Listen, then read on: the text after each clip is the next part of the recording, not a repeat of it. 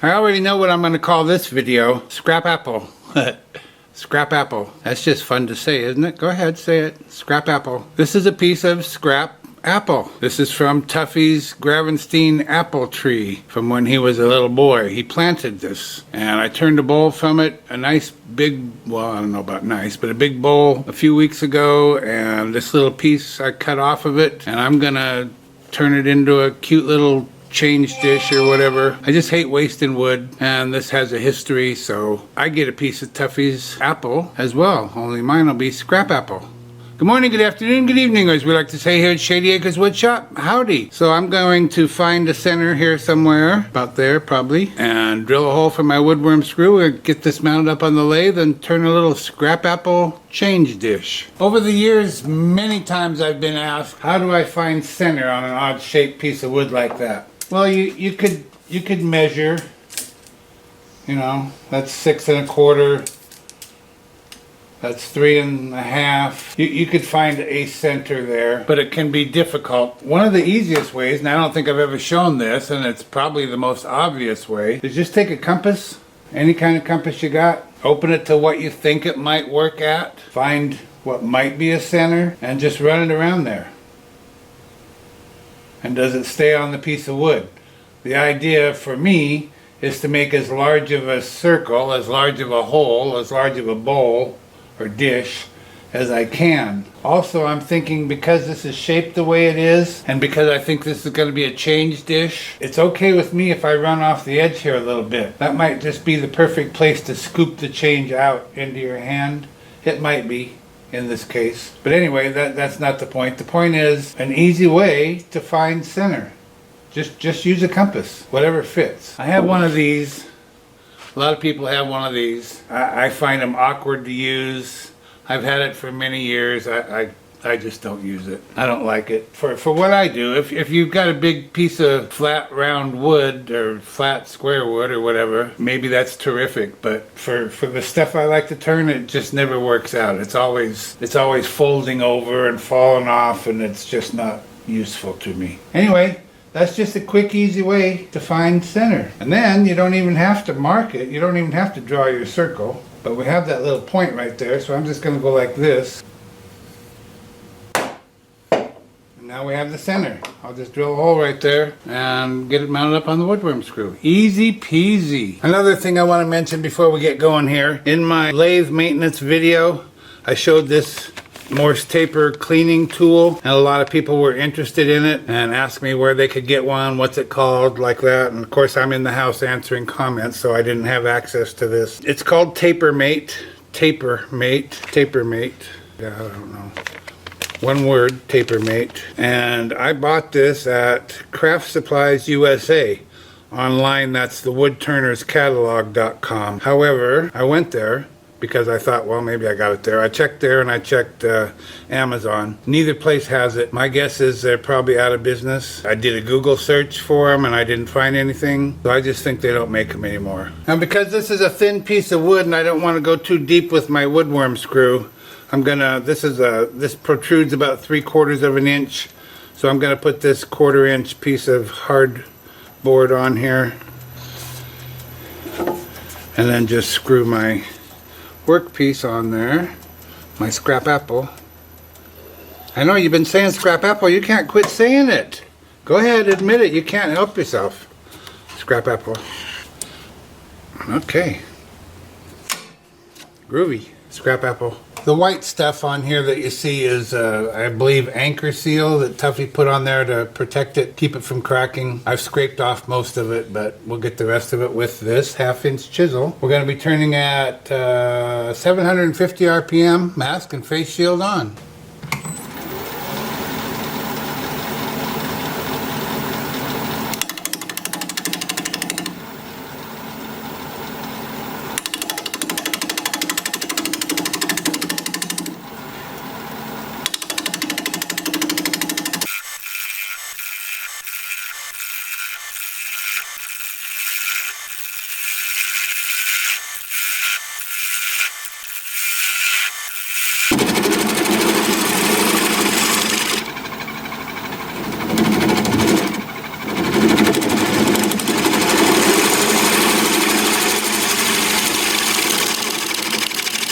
This part is not a review, and it's not an advertisement exactly. There's a company called FindBuyTool, and they have these M2 high-speed steel cryogenically treated tools, and they sent them to me. I told them that I would try one out in a video and maybe I would do a review. So I've just come from the grinder and put my grind on here. It's the same grind as this one. What I've noticed so far is it's much lighter. This is a 1/2-inch bowl gouge, and this is a 1/2-inch bowl gouge. The shank itself is shorter and the handle is shorter. But I'm going to give it a try because I said I would. And they sent me this set. This is mostly spindle turning tools. This is a 1/2-inch spindle gouge, 1/2-inch scraper, looks like a 1-inch skew chisel, 1/8-inch parting tool, 1-inch roughing gouge. So I might get around to trying those, I don't know. They also sent me a 1.5-inch scraper. It's not a negative rake scraper. I would have to grind it into a negative rake. Nice looking, thick, heavy. It's still lighter than my other one that I use. But I just wanted you to see them. FindBuyTool. Maybe I'll put a link down in the description. I don't know. Maybe I'll do a review on them sometime. I don't know. But I'm gonna try it maybe on the rest of this piece. We'll see how it works out. I've got a nice sharp tip on there now. So let's get back at it. And I picked the speed up to 1100 RPM.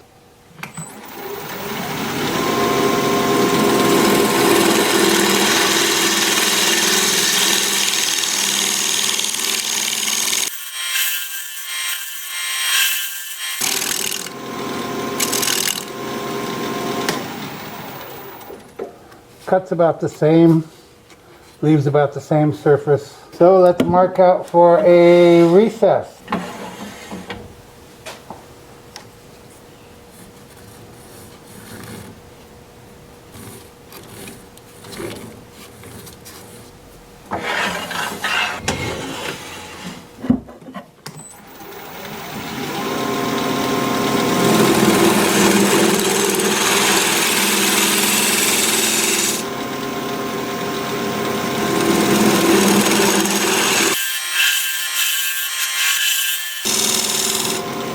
Now I'm going to use my dovetail tool, put a dovetail on the side here.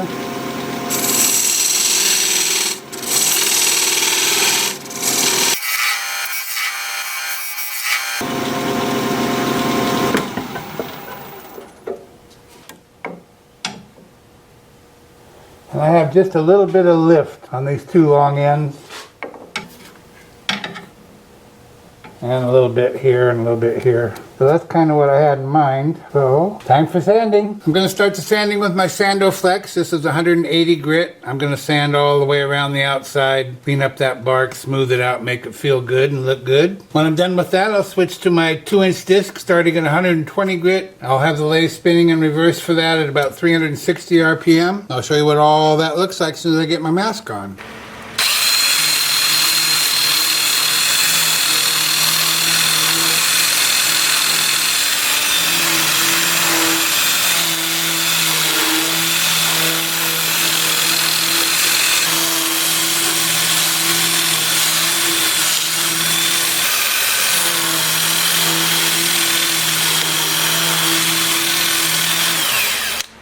I'll do a little bit more of that.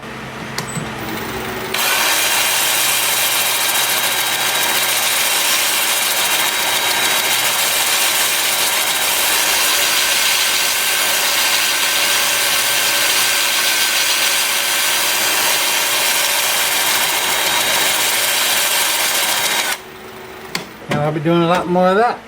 So I'll bring you back here in a bit and we'll put, I don't know, some kind of finish on there. See you in a bit. I've decided to go with feed and wax for this piece. I think it'll bring out the grain pretty well, and it's sanded up so smoothly. Oh, I didn't mean to do that. Oh well. I'm keeping this. So usually I don't put it inside here, until after I sign it, but I'm keeping this one, so I don't care. I know who did it. This just brings out the grain well, and puts such a smooth finish on everything. I'm not going to put it on the bark yet. I'm going to do that after. I couldn't quite get into some of these places that are low there and over here, so I'm going to do that from the top side. Well, that was quick and easy, wasn't it? Yes, it was. Change dish. I'm sure that's what I'm going to use it for. In fact, I think I'm going to use it in my motorhome. I have a little jar out there that I put change in, and it's a pain to get it in, and it's a pain to get it out. So I think this is going to be my new change dish in the motorhome. Okay, well, that's pretty much it. I'm going to let it set there for about 20 minutes. I'm going to come out here with a clean cloth, spin it up to about 1,000 RPM and buff it, and I'll bring you back when it's time to start working on the inside. See you in a bit. In one of my recent e-bike videos, I had just a glimpse of Mount Rainier, and I promised that I would try and show it better. A lot of people wanted to see it a little bit better, so today is a nice sunny day. I rode down to my little viewpoint. You'll see it in another video, not this one, which is just an extra video. It's not a review video. It does involve my three-wheeler, but it's not about the three-wheeler. It's about the view of Mount Rainier. So you might watch for that if you've never seen Mount Rainier. We're going to be turning at a little over 1,000 RPM, still with the same 1/2-inch bowl gouge, which actually I measured it, and it's closer to 7/16 than it is 8/16. So it's not quite a 1/2 inch, which contributes to the lightness of it. This is the FindBuyTool that I'm still using. Mask and face shield on. And normally I would probably I would normally sharpen my regular gouge before I start on the other side. That's just kind of something I do. This is, like I mentioned, cryogenically treated, so it's supposed to stay sharp longer. It does still feel sharp, so I'm going to use it as is. I did the bottom, and now I'm doing the top.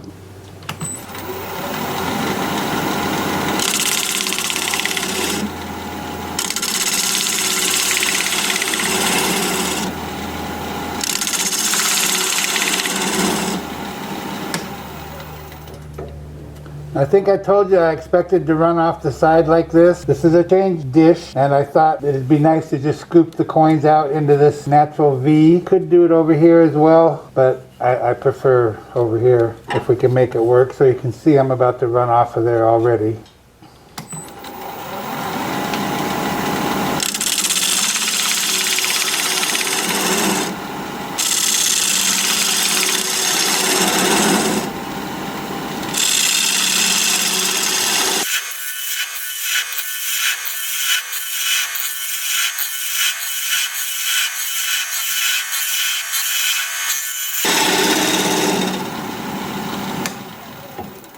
Now I can only go about as deep as the bottom of that hole, I think.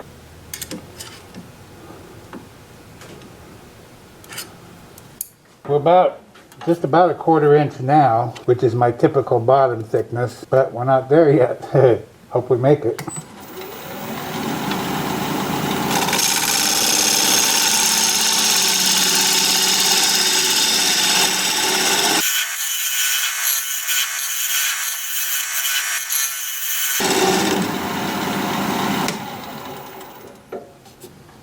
I think I might go a little bit wider, a little larger diameter.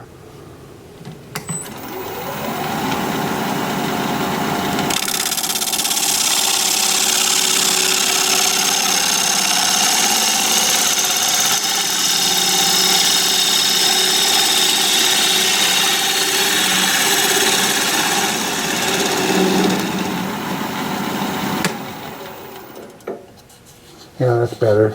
Like you see, it kind of works over here as well. This still has just a little lip that would keep the coins from sliding out of there, and this has a pretty nice opening. A 1/4 would fit through there, nothing bigger than that probably. Well, let's see. Got to the bottom of the hole.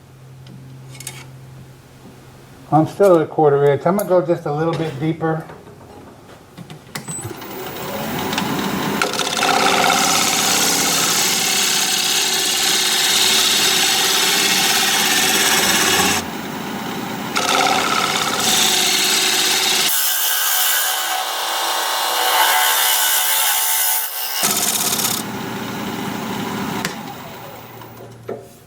I might go a little steeper, slightly steeper.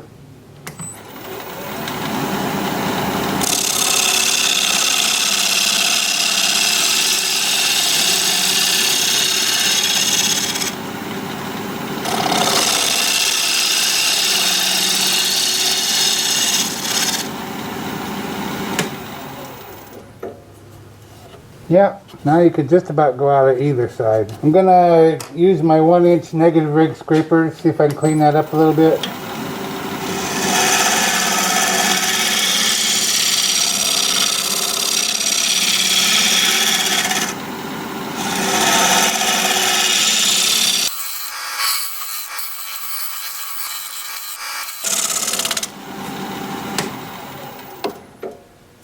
Perfect. Time for sanding.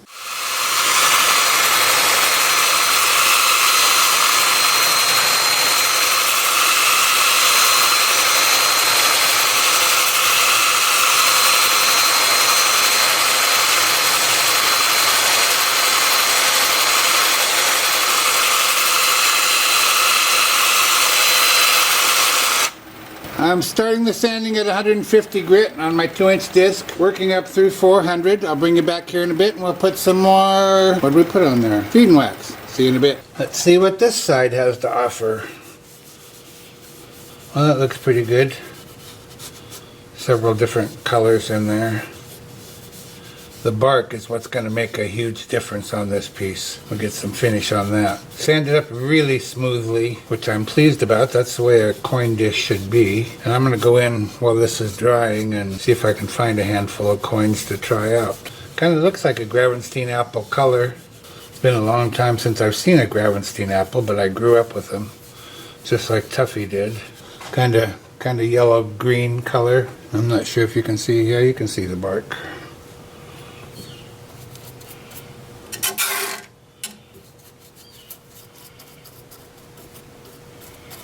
See, that's going to make a huge difference. And the way I handle the bark when I apply this stuff is I let it set just like the rest of it. I blow it out with 150 pounds of compressed air, and then I take a toothbrush and buff it. And that seems to work really well. This stuff is so easy to apply, so forgiving. If I get a little over here where I've already done it, or even on the back side, you just buff it again and you never know that you did that. See, doesn't that make a lot of difference? Yeah. I love that part. Okay, well, this is what I'll be doing for a while, then I'll let it set for 20 minutes, maybe 30 minutes, and buff it up. I'll bring you back and I'll have a handful of coins, I hope, and we'll try it out. See you in a bit. Well, that was quick and easy and fun. I love that kind, you know. Quick and easy and have a good time. If you'd share the video, I'd sure appreciate it. Thank you so much. Well, here it is. One something from nothing little coin dish in the books. What do you think? This way it looks. What does it look like? Looks like a butterfly, especially if you cover up his tail. You never saw a butterfly tail? Well, there it is now. I love the glow that finish puts on. Not a high gloss, just a nice glow. It's so smooth. I truly wish you could feel this. Anyway, I think it's kind of cool looking. I hope you like it. Definitely a different shape. I don't know if you see anything in there. Earlier, or maybe it's this way. This way. What do you see there? Overall, the whole piece. Pillsbury Doughboy. No? You don't see that? Pillsbury Doughboy. Yeah, it looks like it to me. I don't know if you see anything else in there.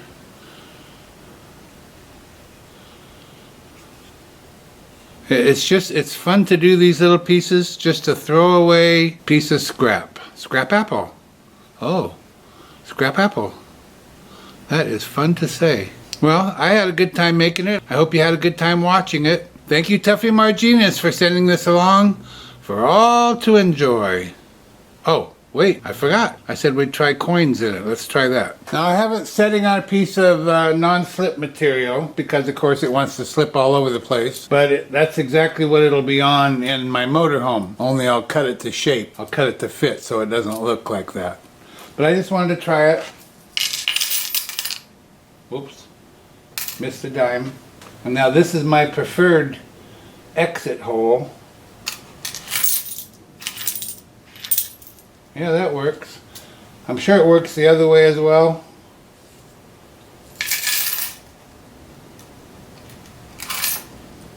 Well, Actually, not as handily. Nope, the other way's better. It's more of a V shape, more directs it into your hand. Uh-oh, I lost a nickel on the floor though. I always check my coins for collectibles. Do you? Kelvin found, believe it or not, we went to the casino. He found a 1943 steel cent the other day. And it wasn't that long ago I found a 1918 penny in a parking lot, just laying on the ground. 1918. Amazing. I really hope you enjoyed this quick and easy fun video to do. Be sure you check everybody's firewood pile when you're out and about. You never know what you're going to find. Thanks for watching. So for now, this is Phil, Shady Acres Woodshop, signing off.